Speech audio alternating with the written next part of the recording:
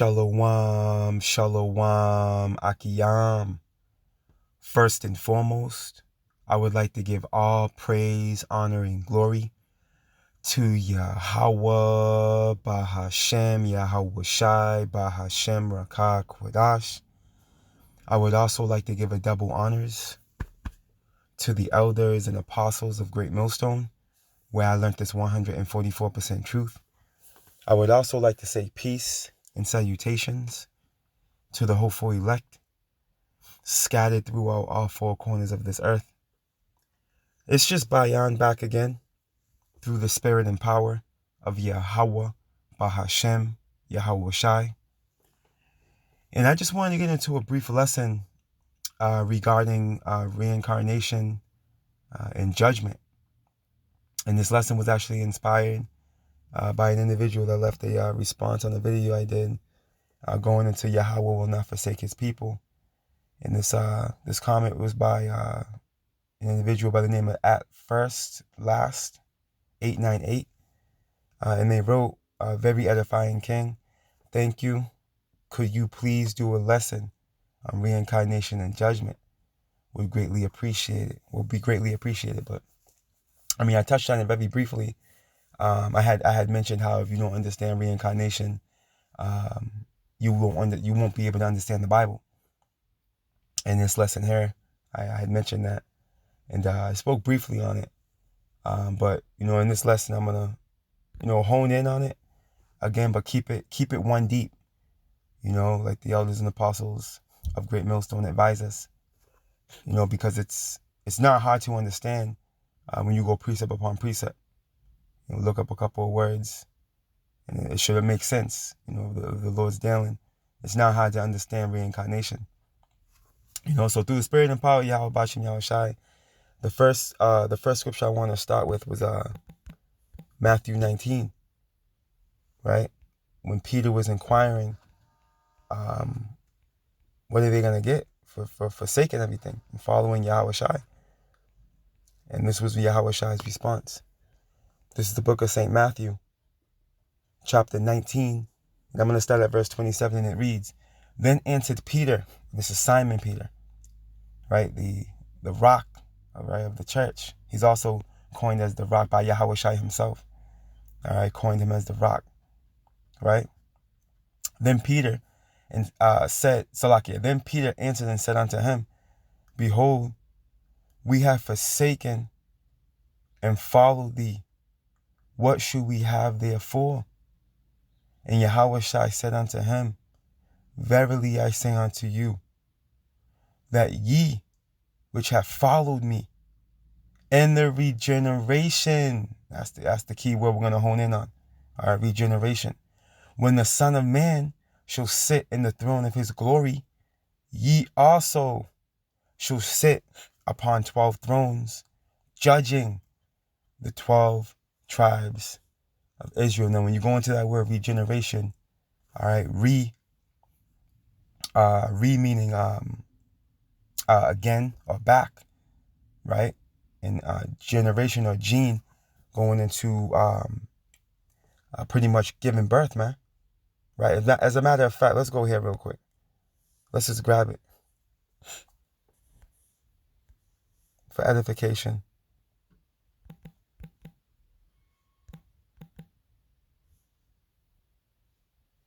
All right, this is etymology.com. And this is the word regeneration.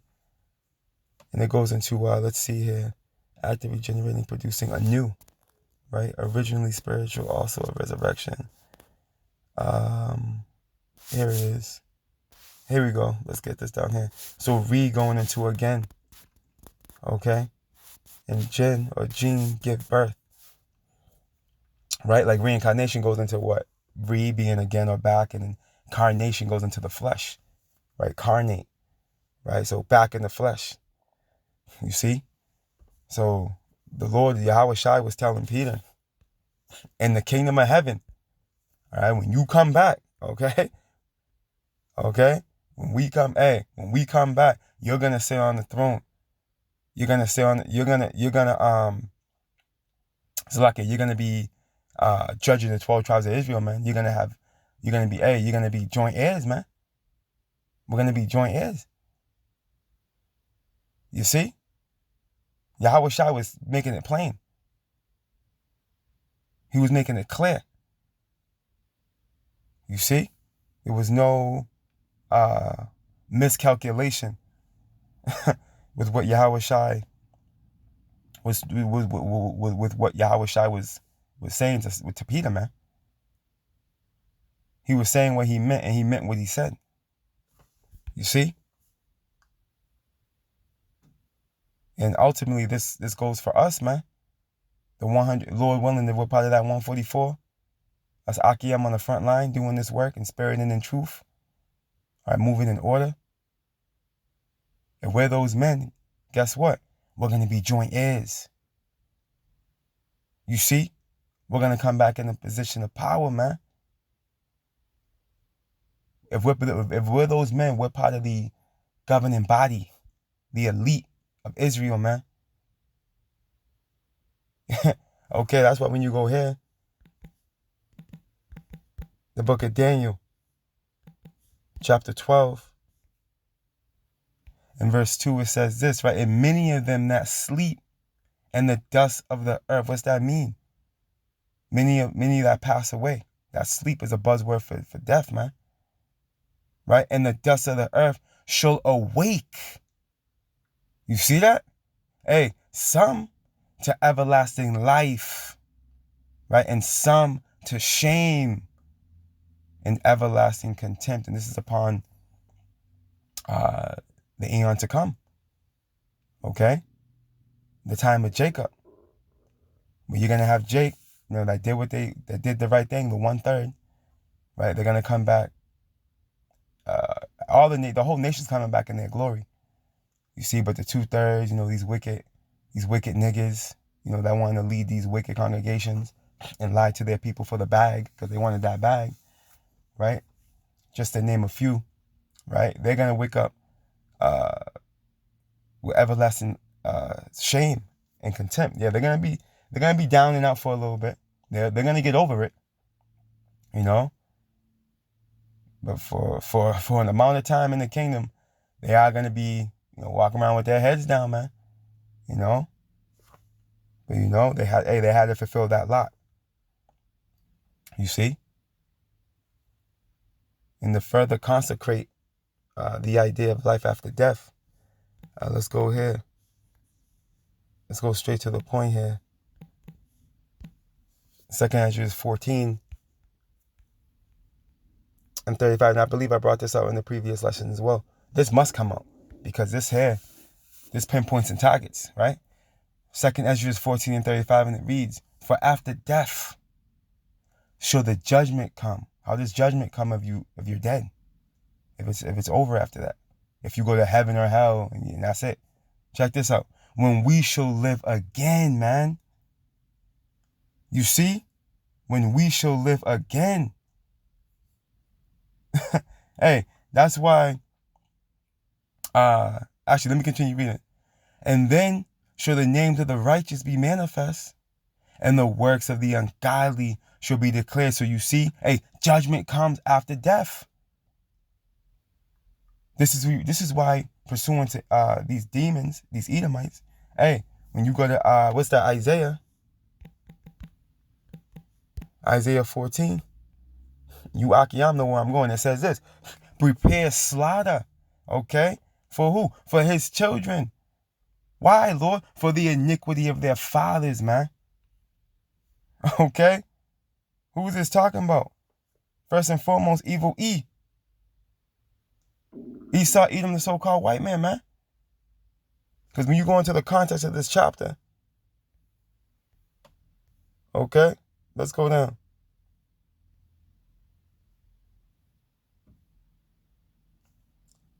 What's mentioned in this chapter?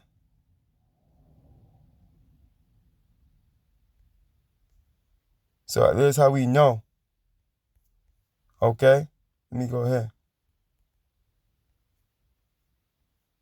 Bear with me. Right here. It goes into Lucifer being who? He's elite. Okay? How art thou fallen from heaven, O Lucifer? Okay? Son of the morning. What you're going to find out when you go into that word Lucifer, right, or Luciferian, it goes into light bearer. You look that word up on etymology. Bearers of the light. Which on this side, the time of Esau, it's evil E on the left-hand side. He's the light bearer on the left-hand side. Okay? Because Yahweh Shai is the true light bearer. Okay? How art thou fallen from heaven, O Lucifer, son of the morning? How art thou cut down to the ground, which didst weaken the nations, man? You see? So this evil seed of Edomites, okay, starting with their elite, okay?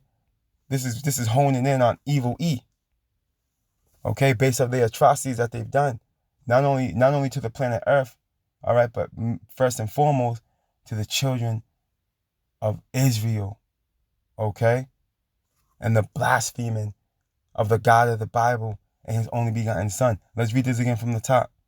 Prepare slaughter for his children, for the iniquity of their fathers, man, that they do not rise nor possess the land, nor fill the face of the world with cities, man. You see, there's no escape. There's no escape for, and again, pursuing Ezekiel 18, the Father doesn't bear the iniquity of the Son, nor the Son of the Father. The reason why this is written this way, okay, because as it says in Colossians, let's go here. Because you have one that would say, oh, the Bible is contradicting this stuff. Ezekiel 18, listen, right? Colossians 3 and 25, and it reads, but he that doeth wrong shall receive for the wrong which he hath done. And there is no respect of persons. Here it is. You have Edomites that died peaceably around their families, man. These slave owners, man. You know? Individuals of the heathen that completely just dismantled and destroyed our people. They died peaceably around their families, man. You got to make sense of this precept. See? And if you make sense of this precept by grabbing another precept, what you're going to find out is that you come back, okay, after 3 to 4 generations. The book of Numbers, chapter 14 and verse 18, it reads, the Lord is long suffering, right? He'll wait you out lifetimes, man. He'll wait you out lifetimes. The Lord is long suffering and of great mercy, forgiving iniquity and transgression, and by no means clearing the guilty, man. See that? And by no means clearing the guilty. And Esau, Edom, the so-called white man, he is guilty as charged, man. He's guilty as charged, man. And the men of the Lord, starting with the elders and the apostles of Great Millstone on down, hey, we're laying his atrocities out on the table, man, through the spirit and power of Yahweh Bashim Yahweh Shai. And this man must pay, and he will. Through the spirit and power of Yahweh Bashim Yahweh Shai, you demons are going to pay, man. Trickling all the way down to the rest of you heathen nations that handled Yasha Allah roughly, man. And by no means clearing the guilty, visiting the iniquity of the fathers upon the children, man. Now Isaiah 14 makes sense, don't it? Right? Until the 3rd and 4th generation, man. A generation's what, 30 years? So roughly between 90 to 120 years, hey, you come on back, man. Yeah, you come on back through here for that judgment, man.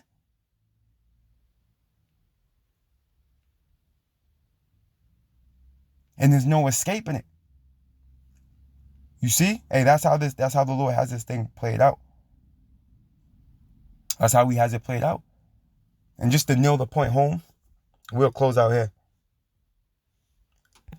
The book of Job. What did Job say? Regarding his Redeemer. Okay? Which we know the Redeemer being who? Yahweh Shai. The book of Job, chapter 19. And I'll start at verse 25, and it reads, for I know that my Redeemer liveth, and that he shall stand at the latter day. We're in the latter days, man. You see? Hey, Job's here. Job, hey, I speak as a man. Because this is I'm gonna prove it here. Right? For I know that my Redeemer liveth, and that he shall stand in the latter day upon the earth. And though after my skin worms destroy this body, yet in my flesh shall I see Yahweh Ba'ashem Yahushai. We got to make sense of that precept. Job said, and though after my skin worms destroy this body, that present body he was in, okay, yet in my flesh, he says, shall I see my power. Because Job understood reincarnation. Job understood, okay, Job Job knew what was going on, man. Like the rest of our forefathers in the days of old. They understood these things, man. You see? They understood these things. Why do you think the 7 Hebrew boys went down the way they did and had the mindset they had? Okay? Hey, our forefathers and foremothers understood these things, man. It was just due to us discontinuing from our heritage. Okay, pursuing to Jeremiah 17, via the curses resting upon us. We lost sight of the true understanding, right? Of our power, of life and death. This elite wisdom, knowledge, and understanding. We lost it, man. But through the grace and mercy of Yahweh Ba'ashem Yahushai, it's been returned, man. The Wadi Yahweh Ba'ashem Yahushai. Right? Let's continue on. Whom I shall see for myself, and my eyes shall behold, and not another, though my reins be consumed within me. So Job was saying he knew, hey, he gonna have a new body. He'll be back. He understood. I'm gonna see my Redeemer in a lot of days, man. He was fully persuaded.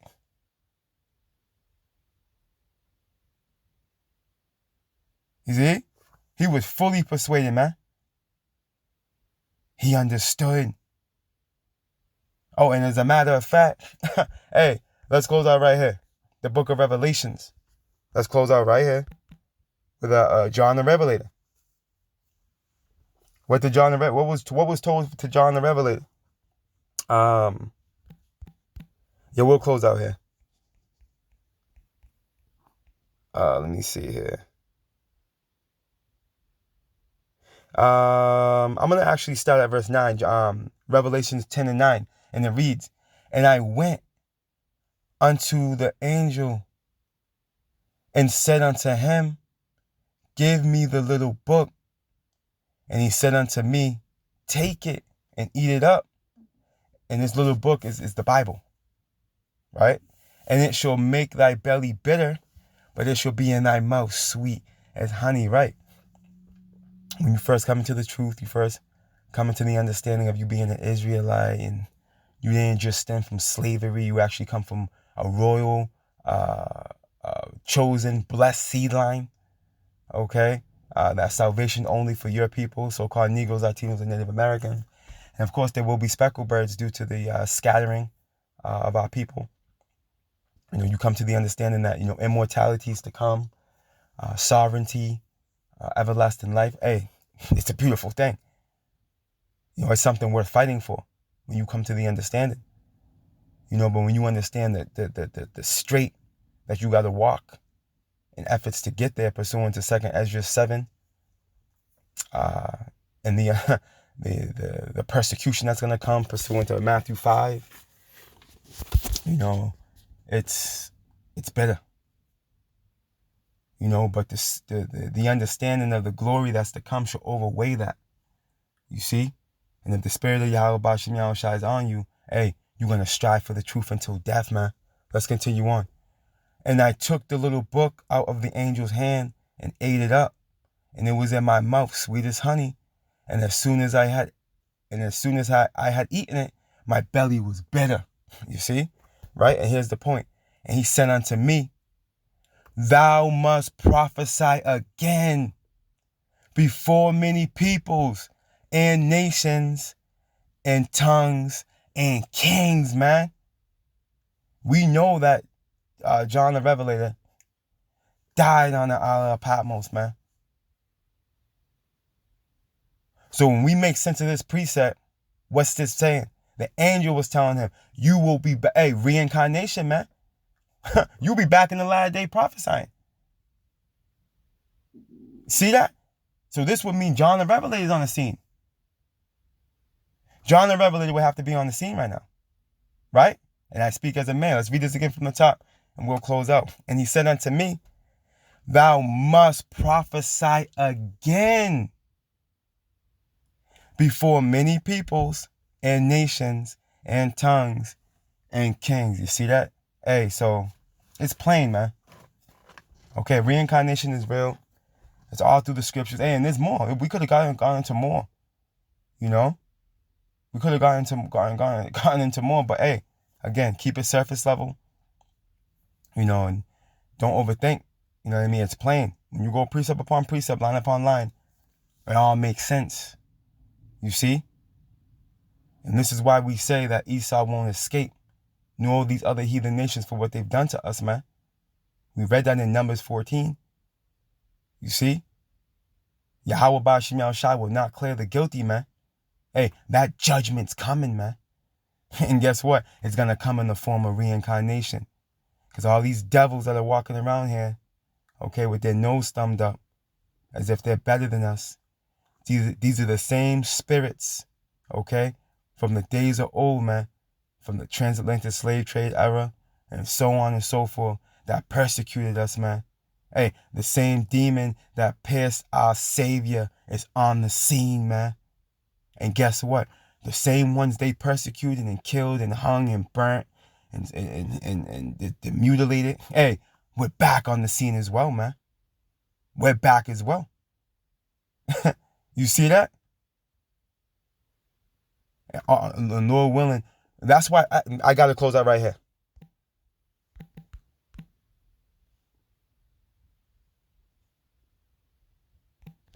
As a matter of fact, I'm going to leave it there. I'm going to leave it there. I'm going to leave it there through the Spirit. I'm going to leave it right there. As a matter of fact, I'm going to put, I was going to go to Revelations 1 and 7. I'll put it in the description box. I'm going to leave it right there. Through the Spirit and power of Yahweh Ba'ashem Yahushai. Hey, judgment is coming, man. For you heathen, man. Starting with Esau eating the so-called white man. You see? You are your forefathers, man. And that judgment's coming in the form of the reincarnation, man. You see? You were on the scene, man. And now you're back again, okay, to receive that judgment. All praise, honor, and glory to Yahweh, Bahashem, Yahweh Shai, Bahashem, Rakah, Kwadash. Double honors to the elders and apostles of Great Millstone, where I learned this 144% truth.